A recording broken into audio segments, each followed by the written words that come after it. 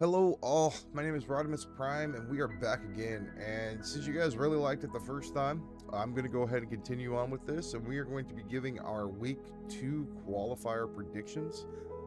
After week 1, I went 6-4, had a pretty good set of predictions, was pretty close, a couple things I was wrong about, but needless to say it was very fun, and I figured we would revisit that for you guys today here.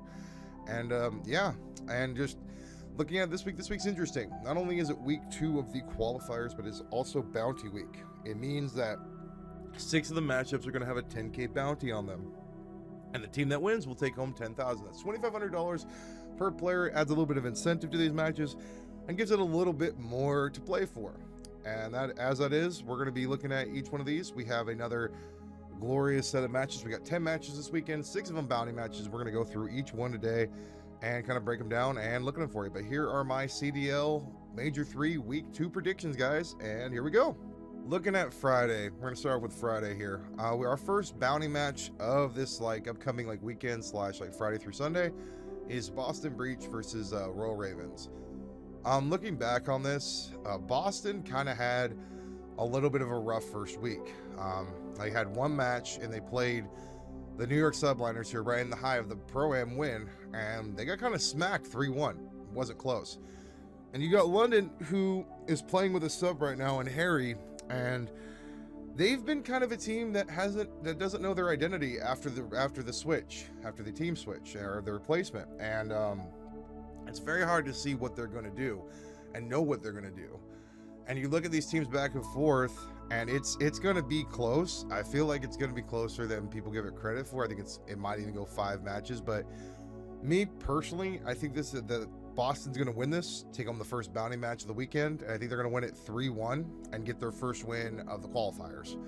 So we'll see what happens in that regard. Next up, we've got Minnesota Rocker versus Toronto Ultra. Minnesota was kind of a surprise. They ended up finishing 2-0 throughout the first week of the qualifiers, and they're in first place currently, tied with Optic for 20 points for the qualifiers. And Toronto seems like a team that is finally clicking. They're winning some hard points, they're playing extremely well, and they're finally starting to be the team that a lot of people thought they would be. Minnesota did go 2-0, but they beat Paris and they beat LA Thieves, if I'm correct. Let me just double check on that. They beat our LA Gorillas. And who else did they play? They played one other team. And LA Thieves. Yeah, they played LA Thieves and LA Gorillas. So they basically swept LA. And I'm not trying to discredit any LA teams, but honestly, those aren't the top tier teams. And Toronto, I would put in that top 6 team category. So with that being said, I think Minnesota's going to get kind of a wake-up call. We're playing these top tier teams. I think Toronto's going to win this, but I think it's going to be a 3-2 win for Toronto, and they're going to take this bounty match, the second bounty match of the weekend. And our final matchup on Friday is the Florida Mutineers versus the LA Gorillas. This is an interesting match. LA is finally returning to their original roster. Pierce Gunless is finally coming back from what he was experiencing, and they're going to put him back in the starting roster. They have not been the same team since Major 2. In Major 2, they went in the losers bracket and had that crazy miracle one where I think they won 11 S&Ds in a row and just took the tournament. And ever since, they can't win a series. It's like there's a mental block. It's like they did everything they could, and it just feels like now they can't win a series. And I think Gunless coming back is going to change up that team. I think it's going to rejuvenate them a little bit to have him back in the lineup. But that being said, you also have Gunless, who's coming in, and he hasn't played COD in a while, probably. Still isn't in his full form, and it's still going to be some time to get back the team to working together in the way that they were. That being said, I think Florida probably is going to take this 3-2. I think it's going to be close because I think Pierce does provide a lot to that team. I think it's going to be really big for them, but I still think they're going to come out with an L, and I think Florida's going to take this 3-2 and win our third bounty match of the weekend. So Friday is a full day of bounty matches. That's a great way to start off your CDL week 2. I think these are going to be good matches. I think that they're going to be really solid. Now, I'm all for bounty matches, right? And I'm all for it because usually what they do is they put teams that are pretty even kill with each other in terms of play and all that, and they basically say, hey, play each other for 10 grand. Now, I don't know who's in charge of scheduling over there, But there is no way in hell that the CDL win. You know what? Let's have Paris versus Subliners for 10K. Ever since New York finished the Pro-Am and they picked up Kismet and they got Paul, that team has been a top 3 team. They have been really good, really solid, really good. And I don't know who said this was a good idea, but Paris right now is probably the worst team in the league. They're point-wise, series win-wise, KDs, whatever you want to say, Paris is probably the last team in the league. And New York's probably the top 3 team. So with that being said, I think New York's going to win this one 3-0. I think it's going to be a sweep. I think it's going to be the easiest 10K they've ever made. Nothing against Paris. I think that Temp and Gravity have played great. I think that they both have stepped up, but unfortunately, Sean and Jimbo have played like crap. And when you have 2 people who are frying and you have 2 people who aren't doing well, it's very hard to win these matches. So I think New York's going to take this 3-0, and I think Crimson is going to pocket another 2,500. So in our second matchup of the weekend, we have, or second matchup of Saturday, we have the LA Thieves versus Seattle Surge. LA got second place at the Pro-Am. They played really well. They beat Optic with a substitute, something FaZe couldn't do. And yeah, and then Seattle is a team that's so wildly inconsistent, you don't know what the hell they're going to do. They beat the top 2 teams and then they lose to the worst teams. So if we're going based upon those strengths, I think Seattle Surge is going to play down to their opponents like they've done all year. I think they're going to let Thieves take a map off of them, and I think they're going to win this one 3-1 when they should win it 3-0. I think that they've done that their entire season. Is they've played down to their opponents. They have not played to their full potential, and they only do when it's the good teams. And that's because I don't think they respect these other teams. And that's why they're so crappy. That's why they're so wildly inconsistent, because there's no respect for these other teams. And I think Seattle needs to start doing that if they want to play better. Because guess what? You're still going to consistently get beat by the worst teams, and you're not going to make it into qualifiers to play the best teams. Because that you will never win championships. And until you start playing to your opponent's ability and start playing to your ability, you're not going to win games. So I think Seattle wins this 3-1. But I think that there's still a lot of improvement. I think there's a lot of things that they need to do. Next up, you got Minnesota Rocker versus Florida Mutineers. Florida's a team that I don't know what to think of. Like, they've had some really good LAN games, and then online it's kind of left something to be desired. But you know, I think that they're better than Minnesota overall. I think that Florida probably is going to win this. I think it's going to be close. I'm going to take Florida 3-2. Enough said. Let's see how this plays out. It's kind of a coin flip in my opinion. Next up, I got Boston Breach versus Atlanta FaZe. Atlanta's a top 2 team in this game, and there's nothing that can be said about that. They consistently perform. They consistently get to grand finals.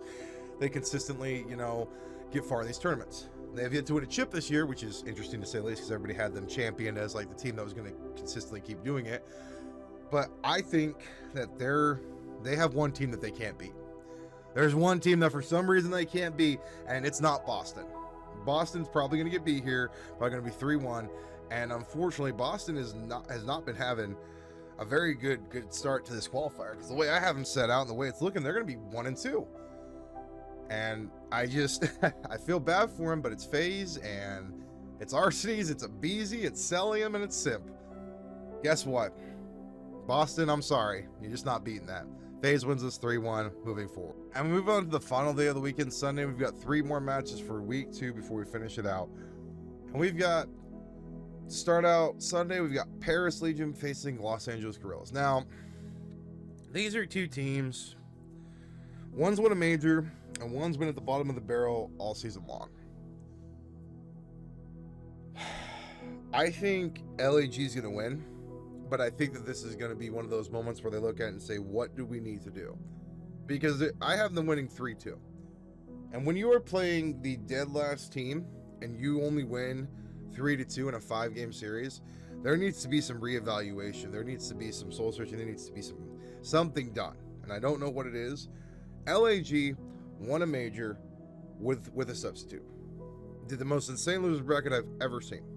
Whether that was luck, whether that was the Volk, I don't know. But the fact is they did it.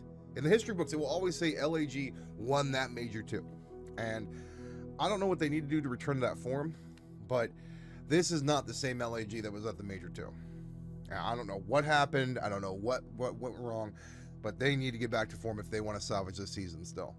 LG wins this 3-2, but there's definitely got to be something going on, and I don't know what it is. Next up, in our final bounty match of the weekend, and it's no surprise that the CDL did this. This was on purpose. I don't care what you're saying. It's 100% on purpose. It's Optic Texas versus Atlanta FaZe. Once again, Optic versus Atlanta. The matchup that everybody loves seeing, the top two teams of the game going at it. Now, I am going to go off of history. Atlanta has been great all year. But what is the one thing Atlanta can't do? They can't beat Optic. They can't beat Optic with their roster. They can't beat Optic with a sub. They've had ample opportunity to play Optic now. They played Optic when they had a sub. Optic beat them. They played Optic on land at the first major in the grand finals. Optic crapped on them and reverse sweep them in the same tournament. Then they just played Optic when Optic had a sub, and Optic beat them again at the Pro-Am. Until Atlanta beats Optic, I'm going to keep picking Optic. And I think that there is a straight up mental block with this team. I think Atlanta, when it comes to playing Optic, because they beat them for all those years, and now they can't beat them, is legit shook.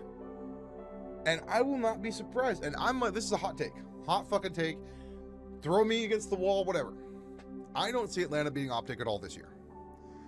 Unless there is something that changes, unless there is a talk that is had, Atlanta is going to keep playing Optic, and I think that they're going to look forward to that match. And yeah, they're going to play those teams because they beat those teams.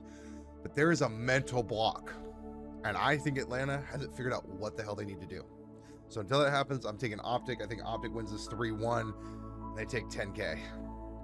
And that's just my feelings on it. Our final matchup for the weekend is New York versus Toronto. This is actually a really good match. I think these teams play each other really well. I think that their play styles will work well against each other. I think sometimes you'll see Toronto lead. I think sometimes you'll see New York in lead. But as I've said, New York kind of proved something to me through this first like little bit of the Pro-Am, or not the Pro-Am, the first week of this qualifier for Major 3. They played well. It wasn't just the Pro-Am. Kismet, as I thought, was that addition that is just what they needed. He has played great. He has played phenomenally. He has stepped up. He has been an IGL. When you hear the listen-ins, like he has really been that for that team. Like you go back and you look at points of this in this season, that is going to be the point where subliners go, we became a top 3 team. As I've said, I think NYSL is a top 3 team. I think they're only going to get better. I think Hydra's confidence is building. I think Crim 6 feels that he's got a team now, and I feel that they're working together. I feel that when all these things work together, I won't be surprised. And this is my prediction. Do not be surprised. You heard it here, Major 3 first. If NYSL is in a grand finals in a major in the next few months. Heck, I might even go as far as to this. Do not be surprised if it is NYSL versus Optic Texas for this year's championship. I will not be surprised if that is the prediction for the World Championship this year. It is NYSL versus Optic Texas in the finals. And I don't know who would win that at this point. I'm going to have to see them play. But the fact is that's what I think my finals. I think everybody's looking at FaZe as going to be the one to do it. And I think New York is slowly but surely, they're coming up behind. And I think that that's going to be the team that's in the grand finals this year at some point in time that nobody saw coming. But that's going to do it for me today, guys. We kind of went through our predictions here. Very good week of Call of Duty. Bounty matches are going to make it really fun. And I'm excited to see how it plays out, see how these week 2 qualifiers go. And we'll do this again next week, and we'll do our predictions again, see how we did. But I'm looking forward to these weekend matches. As always, guys, thank you so much for watching. If you could do me a favor, please like the video and subscribe, and I will see you guys tomorrow.